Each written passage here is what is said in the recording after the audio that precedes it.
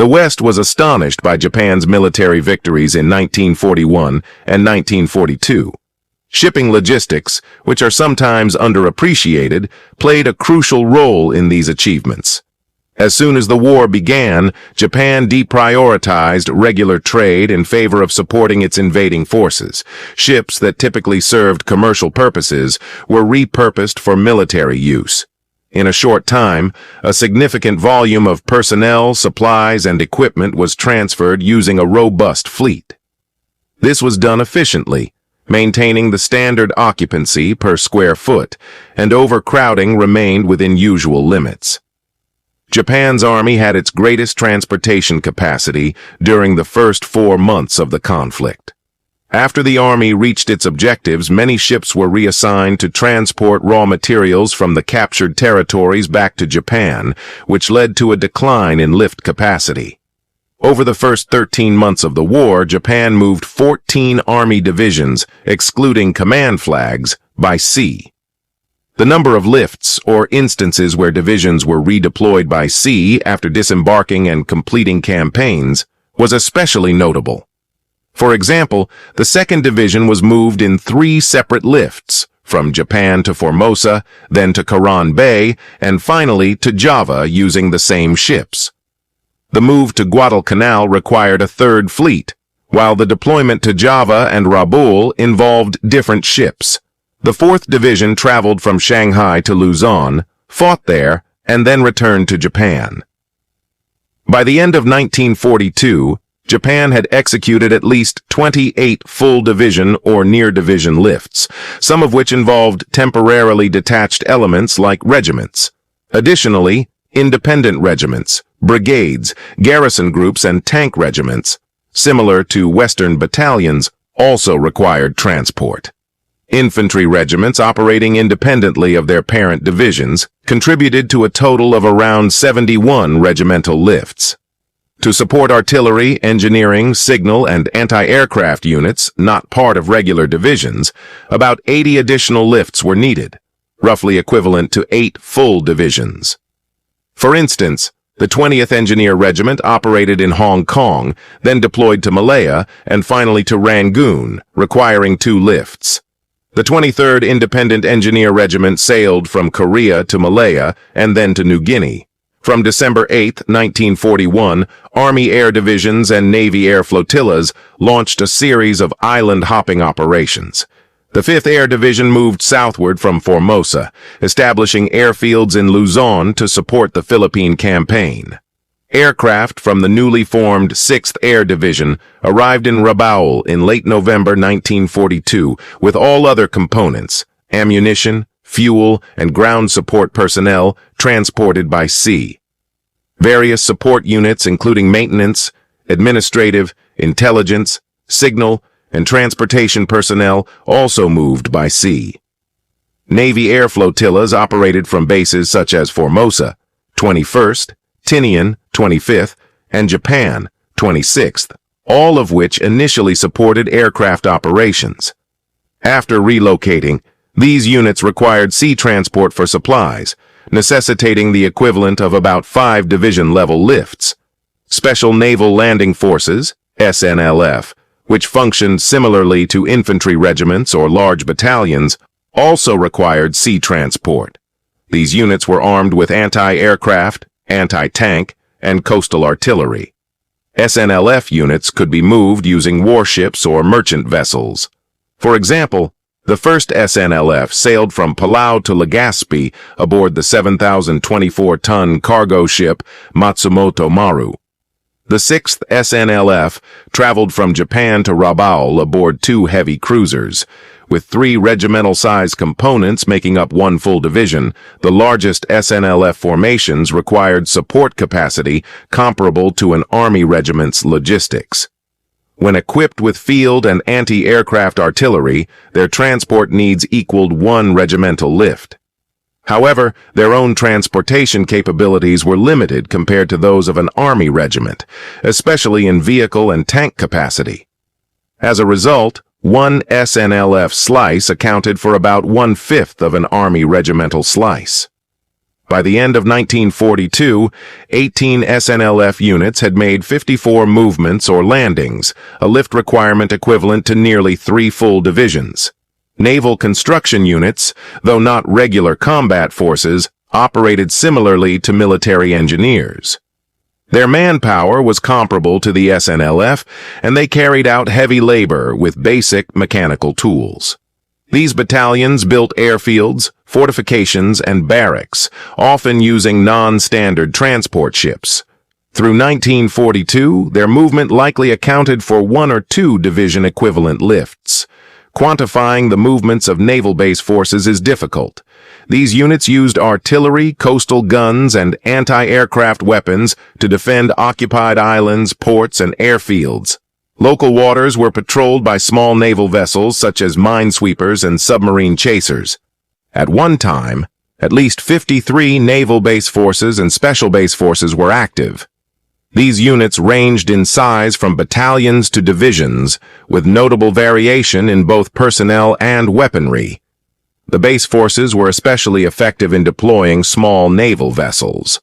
On December 8, 1941, the 6th Base Force in the Marshall Islands included a minesweeper division, a gunboat division, 4 subchaser divisions, various merchant vessels, and substantial coastal and anti-aircraft artillery. Early in the war, small detachments from these base forces attacked minor islands. For instance, a 400-man Special Naval Landing Force, organized by the 5th Defense Force, itself the size of a regiment under the 5th Base Force in the Marianas, entered Guam with Army support on December 10th. As the war turned against Japan, base troops became heavily reliant on anti-aircraft and coastal artillery. All Japanese base forces used during the war roughly equated to more than 11 Army divisions.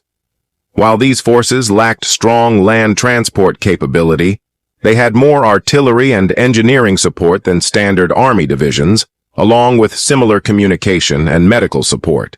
Every unit required shipping for both deployment and supply. By June 1942, about 2,500 troops of the 7th Naval Base Force had reached Lae, New Guinea, a deployment that likely required a quarter of a division's lift. The 8th Base Force, with 21,570 troops, had to be shipped to Rabaul over time along with its supplies. The 1st Base Force, consisting of 13,000 troops, needed to be moved from Formosa and other locations to Buin on the island of Bougainville, likely requiring the equivalent of a full division's lift. The 4,500 troops of the 14th Base Force on New Ireland would have required about 1/3 of the lift needed for the 1st Base Force. Similar transport efforts were necessary to develop port facilities, airfields, and fortifications at several major locations, including Singapore, Rangoon, Manila, Davao, Siota, and Batavia, between 1941 and 1942. In total, the deployment of naval base forces during this period likely required the equivalent of 12 divisional lifts. These were not conducted all at once, but over a 13-month period. Regardless, all deployments depended on shipping for both arrival and continued supply. Fortunately for Japan, most early war distances were relatively short. Before hostilities began, Japan had already carried out long-range deployments to assembly areas. Operations in Formosa and Palau prepared for the invasions of the Philippines and Malaya, launching from French Indochina and Hainan Island. In August 1942, although the route from Rabaul to Guadalcanal was short, it was also highly dangerous. In some cases, short-range operations in the Solomons were conducted with barges or battleships, avoiding strain on merchant shipping. Some troops may have been transported in native boats, particularly across short distances like the waterway between Sumatra and Malaya. However, moving the 1st, 6th, and 8th Tank Regiments from Burma, Malaya, Luzon, and Java back to Manchuria involved long voyages requiring significant space for personnel, munitions, equipment, and spare parts. In December 1941, the most substantial movement of Army units occurred, with 6 divisions, 11 brigades, and regiments transported, some more than once. In January and February 1942, the same ships were used again, moving 3 divisions in January and 5 in February. 2 divisions moved in March and 1 in April. Between May and August, only 1 division was moved by sea. In reality, the 4th Division returned to Japan, so the Army mainly required shipping for regular resupply. During this time, 11 brigades, regiments, or independent garrison units were moved forward, and 3 returned. This was fortunate, as Japan's economy needed shipping to transport raw materials from occupied areas to the home islands. The Navy followed a similar pattern, moving special naval landing forces, construction units, base forces, and air flotillas in large numbers during the first 4 months, followed by a steep decline. A new trend developed. Supply and sustainment logistics replaced initial deployments. Once the Japanese came under Allied counterattack, the logistics curve increased again. Japan made a massive expansion effort using vessels usually dedicated to trade, managing to move the equivalent of over 62 divisions. Warships, loaded merchant ships, and combat-ready vessels carried personnel and equipment. These operations allowed the military to maintain momentum during 1941 and much of 1942. Strategists believed Japan could sustain this deployment capacity. American submarine attacks, however, inflicted heavy losses. In 1943 alone, 335 Japanese warships and merchant vessels, totaling 1.5 million tons, were lost. Other causes brought the total to over 2.5 million tons.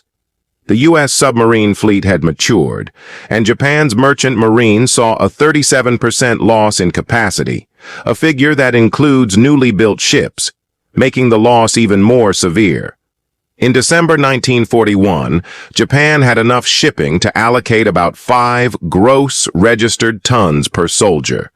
By the end of 1943, the ratio had dropped to just 1 ton per soldier. To cope, the Japanese dangerously overloaded ships. Each convoy in December 1943 carried 5 times the number of troops and supplies as it had 2 years earlier. Fuel drums were stacked among troops and on ship decks. As Army divisions moved, they increasingly left behind essential equipment. 2 infantry divisions were shipped in March, and 4 more in January. On average, 1 division moved each month through the rest of 1943. 12 division headquarters made 15 total movements, most of them long-distance and not tactical redeployments. Only 6 movements remained within the Japanese Empire, and just 2 were brief. 18 independent brigades, regiments, or division elements moved in 21 lifts. 2 Army Air Divisions completed 3 short lifts. A light division-sized SNLF group completed 14 battalion-sized lifts. Japan had already positioned many of its units by 1942 and did not require as much large-scale movement in 1943, especially compared to the previous year. Substantial forces were already stationed at naval bases. Although these units required reinforcement and resupply, they did not need new infrastructure, which simplified logistics. However, due to increasing losses and vulnerability, Japanese warships, including aircraft carriers, battleships, cruisers, destroyers, and support ships, began transporting Army troops and supplies along with Navy logistics. This was a major change. Before Guadalcanal, warships had rarely been used in this role. Fast, maneuverable, and heavily armed, these ships were less vulnerable than merchant vessels. However, the practice stressed ships not designed for logistical service and was inefficient in terms of fuel use. Nevertheless, it proved successful. In 1943, cruisers completed 86 logistical missions. As Japan's air defenses declined and slow merchant ships became easy targets for planes and submarines, this tactic became more necessary. Although some cruisers sustained damage, none were lost. Destroyers also took on more logistical responsibilities, while battleships and various classes of carriers worked together on supply runs. The front line's needs for weapons and provisions continued to grow. Every soldier and sailor sent to places like the Gilberts, Marshalls, Java, or Burma required reliable transportation. The 20,000 sailors in the Gilberts and Marshalls could not survive without constant resupply. On land, a force of that scale consumed more supplies the larger it became. In 1944, the Japanese Army moved more units by sea than at any point since the war began. The movement included 4 division equivalents in expeditionary formations, 9 air divisions or flotillas, 11 light transport headquarters, and approximately 41 independent mixed brigades, tank regiments, detached divisional regiments, and independent regiments. These accounted for 50 separate lift operations. 28 divisions were transported, some making multiple lifts, along with non-divisional logistics elements and minor artillery units. In that year, 3 naval construction units were deployed to Tinian and Guam. A staggering 1.8 million men were moved by sea, but 83,819 of them died, equivalent to the loss of 6 or 7 full divisions. The Japanese Navy continued using combat ships for supply missions, as it had in 1943, providing fast transport between ports. The Navy repurposed aircraft carriers, battleships, and cruisers for logistics.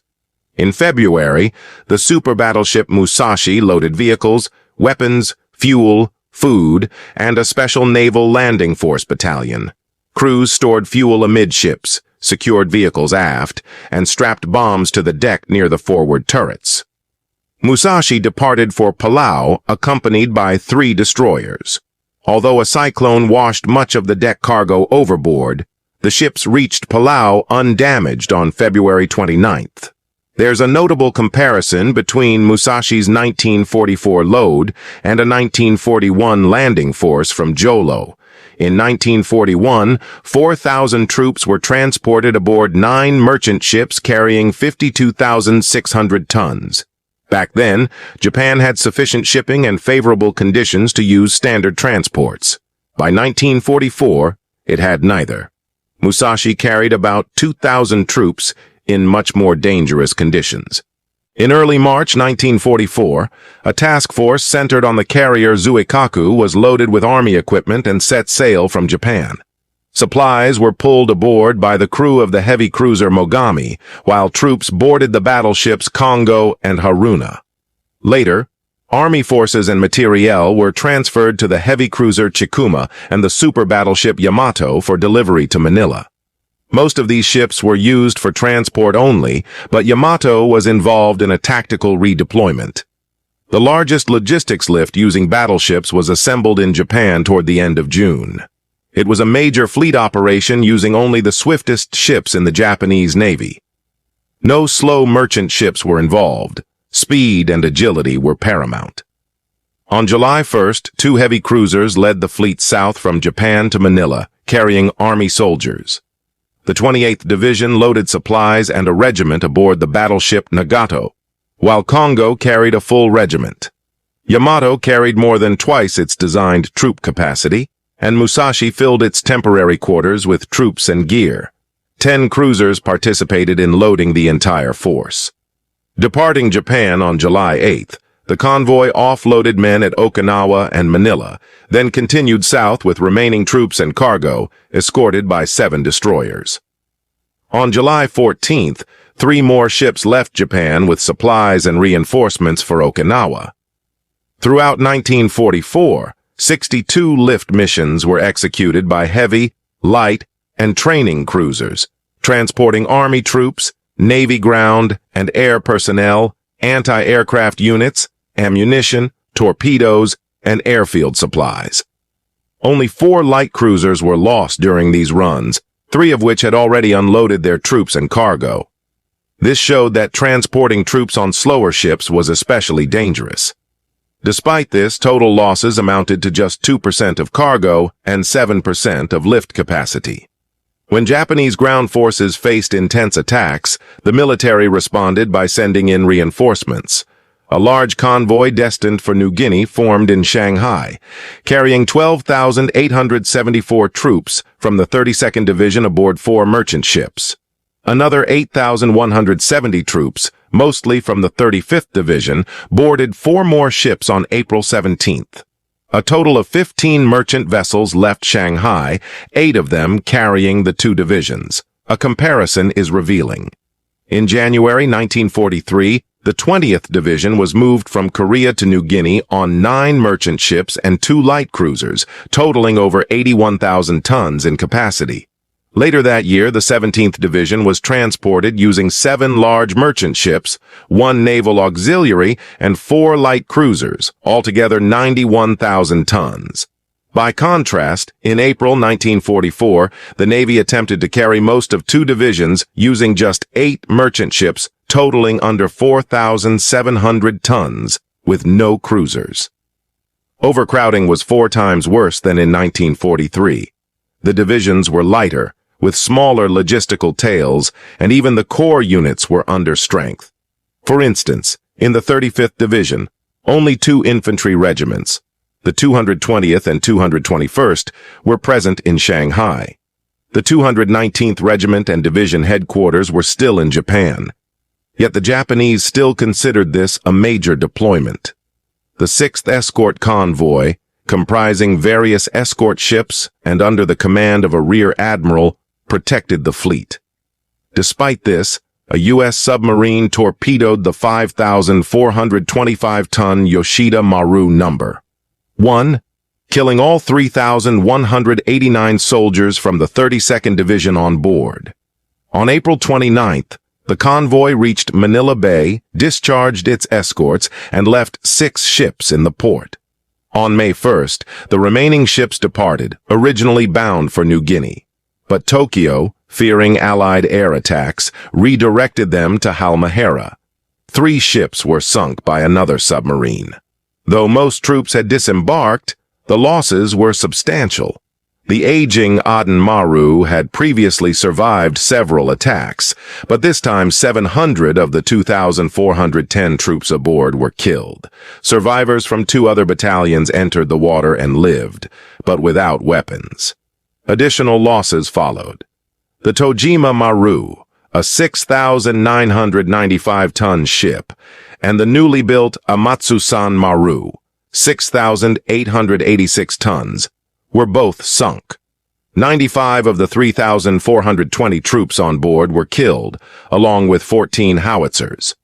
The 35th Division lost 1 or more battalions, nearly all its artillery, and the supplies needed for 2 regiments. Japan would never have been able to transport the equivalent of 28 divisions, 4 more division-sized units, and 41 brigades if it had used conventional Western combat support structures and logistics systems. The Japanese Army fielded lighter divisions and even deployed understrength combat units formed in China to Okinawa in 1944. One example, the 62nd Division, lacked its own artillery and had very few engineers, signal personnel, or trucks. In 1941, the Army transported 2 combat-loaded reinforced divisions to the Philippines and 3 to Malaya, using 650,000 and 710,000 tons of shipping respectively. For the planned invasion of Australia in 1942, the Army estimated it would need 1.5 million tons of transport capacity. To redeploy the 48th Division from Luzon to Java in 1942, Japan used 38 merchant ships. The March 1942 Christmas Island operation involved just 2 medium-sized ships with a crew of 850. The Midway Transport Group in June 1942, boasting 100,000 tons of cargo space, carried only 2,450 troops and 2 construction units, though it could have accommodated 40,000 men. By January 1944, Japan's merchant fleet had shrunk from 6.1 million tons to 3.8 million, a number that would fall further. Troops carrying only administrative loads required less space. But in 1944, deployments were year-long operations rather than brief campaigns. Ships could be reused if they weren't sunk, but the distances were longer and the Allied threat was far greater. Despite lacking advanced technology, especially anti-submarine capabilities, Japan continued pushing troops into the Marianas, Okinawa, the Philippines, and Formosa. The military operated under the belief that human lives were expendable, committing soldiers to high-risk missions. Though they shifted forces, the cost in men and equipment was significant.